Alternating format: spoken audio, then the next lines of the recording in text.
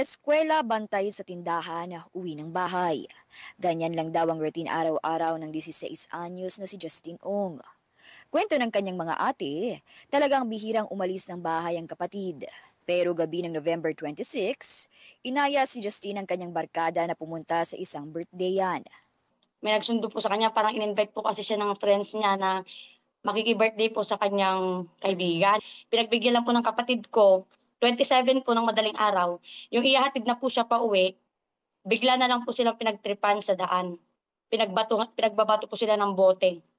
Ang 5 suspect ay nagtatago sa mga puno dahil may inaabangan daw na mga kaaway na nakamotor din. Pero ang napagkamala nila ay ang motor kung saan nakaangka si Justine. Napuruhan ang mukha ni Justine kaya kinailangang sumailalim sa 2 operasyon. Inoperahan po siya dito po yung kasi may bubog po na natanggal na ang malaki po. Tapos yung mata din niya po, inoperahan po banda dito. Kasi po yung mata daw niya, may mga maliliit daw po na bubog. Bali po yung mata niya ngayon na isa sa right, hindi na po makakita. December 1 ang makalabas ng ospital si Justine. Tinapat na sila ng doktor na kakailanganing tanggalin ang kanang mata ng binata. Kwento ng kanyang mga ate, palagi itong umiiyak, hirap makatulog sa gabi at iniinda ang kirot ng mga tahi sa kanyang muka. Ano nga po ang bilis niyang pumayat kasi nga po syempre trauma po yung nangyari sa kanya kasi di rin niya tanggap. Syempre po pinanganak siyang normal tapos magiging sa isang iglap lang biglang ganyan na. Ang 19 anyos na suspect na si alias J.R. Ulo, kinasuhan na ng attempted homicide. Yun nga lang nagtatago pa ito, pati na rin ang 4 niya pang kasamahan. Sumuko ka na, huwag ka nang magtago. Kasi hindi biro yung ginawa mo sa kanya.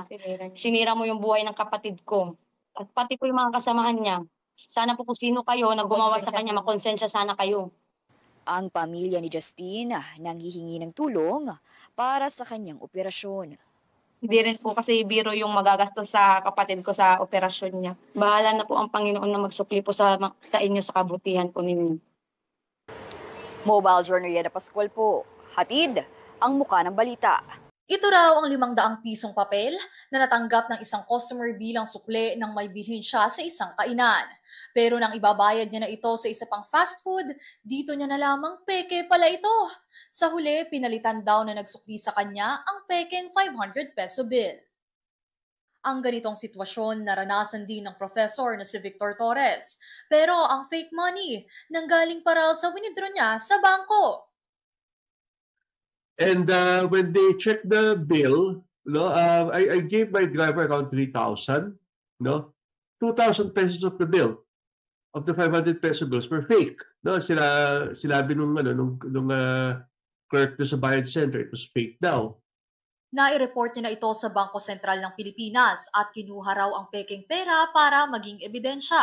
Sa kabila nito, naiintindihan naman daw niya ang sitwasyon ng bangko. With all the millions of pesos of bills na dumadaan sa bangko, do you think they will check each and every bill that would pass through them to make it happen? Because I think that's imposible yun, di ba? Bukod sa fake money, lagana pa rin ang mga nagkakalat ng links sa text messages na irerekta ka sa mga phishing websites para iligal na makuha ang inyong personal na impormasyon. Kaya naman paalala ng financial advisor na si Enery D. To prevent talaga scams, no? Ang one of the very important dito, no? If it's too good to be true, it probably is. Cash in hand o cash on bank man yan, mahalaga pa rin na maging mapagmasid at alerto. Ugaliing i-double check ang mga pera, link o text message na natatanggap para maiwasan ang mga nambubudol. Mobile journalist Amy Atienza po, hatid ang muka ng balita. Para na rin Christmas lights sa mga ilaw ng mga sasakyan sa EDSA at ibang kalsada tuwing magpapasko. Batay sa pinakahuling datos ng MMDA, umaabot sa 470,000 na sasakyan ang dumadaan sa EDSA kada araw, pagpasok pa lang ng Disyembre. Kaya maraming motoristang lumipat muna sa paggamit ng public transportation tulad ng LRT, MRT at motorcycle taxi. Compared kapag LRT ka, usually 30 to 40 minutes lang, pero kapag halimbawa nagdala ka ng sasakyan doon, Naabot ako usually ng siguro more than an hour. Ang iba namang may sasakyan, pinipili namang mag-park malapit sa major transport hubs sa kalilipat sa pampublikong sasakyan. Mas malaki rin daw ang nababawas to sa kanilang gastos sa gasolina, oras at hassle ng paggamit ng sasakyan. Nakakatipid ako ng parking. The same time, nakakatipid ako ng gasolina ko rin kasi traffic nga naman. Siguro makakatipid din ako ng mga 100 plus din. Ayon sa MMDA, problema pa rin ang mga illegally parked vehicles sa lansangan. Kaya bumibigat ang trapiko. Tuloy ang mga pedestrian sa kalsada na naglalakad. Kaya bumabagal din ang mga sasakyan para iwasan ang mga ito.